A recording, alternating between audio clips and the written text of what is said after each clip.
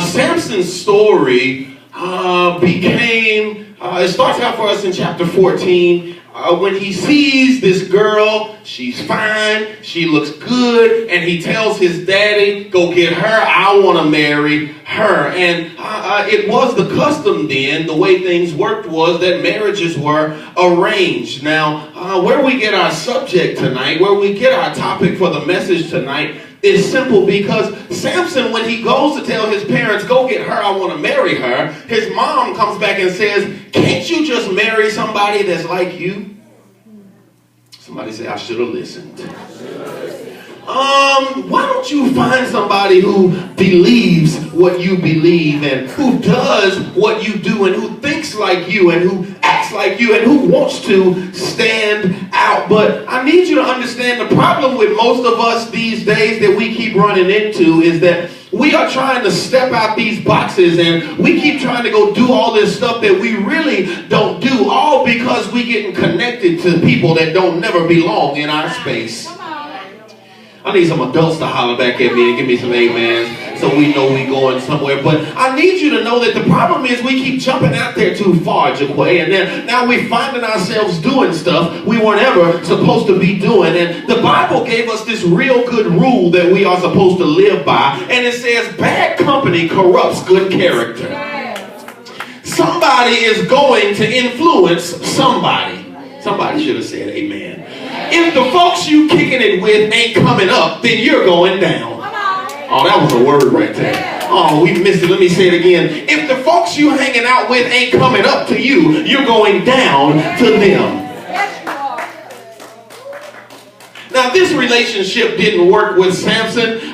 Things happened and some details couldn't get worked out, and Samson says on to the next one. Now he finds this prostitute, he falls in love with her, and then that didn't work. And then that brings us up to the point of the story we know in chapter 16, where he meets and falls in love with Delilah. Fell in love with Delilah. What Samson didn't know is that Delilah really never cared about him. Oh, Delilah was really only there because she was paid to figure out how to have him killed. Here's the first point that I want to bring to us tonight. Somebody say, know your clique. Know your clique. Oh, that's a word. Somebody say, know your clique. You got to know the folks that you're calling your friends, and you got to know the folks that you're kicking it with, and you got to know about the folks you're hanging out with, and know who they are. And sometimes we have to just pay attention to the little details in our surroundings, because if we really just dig a little deeper, folks will really tell us who they really are. It's interesting to me because, and I'm trying not to go too hard, but Delilah's name in the original language in Hebrew meant oppression.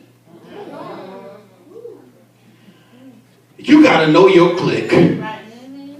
Delilah's name means oppression. And it's interesting to me that it never occurred to Samson to say, I don't even know who this is, but before I go get wrapped all up in this and get all tied into this crazy relationship, I need to know who it is that I'm hanging around every day.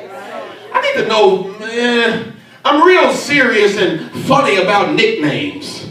I need to be careful about what folks are calling me.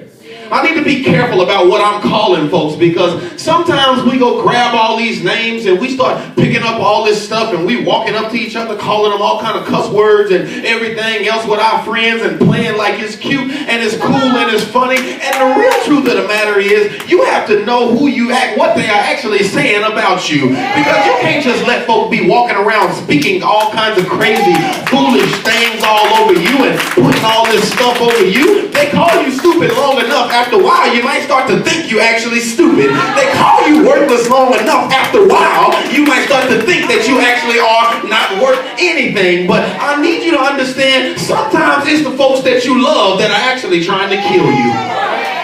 And now Samson finds himself sitting up Kool-Aiding and hanging out thinking he's all in love with this woman Delilah, and all she really has invested is some pieces of silver that she's been paid to have him killed. Takes us back to the message, because if Samson had to listen to his mama, he would have found somebody who understood what he was and who he was. And somebody should just say, I should have listened. Because now you can sit back and look back over your life, because the old cliche goes that hindsight is always 20/20.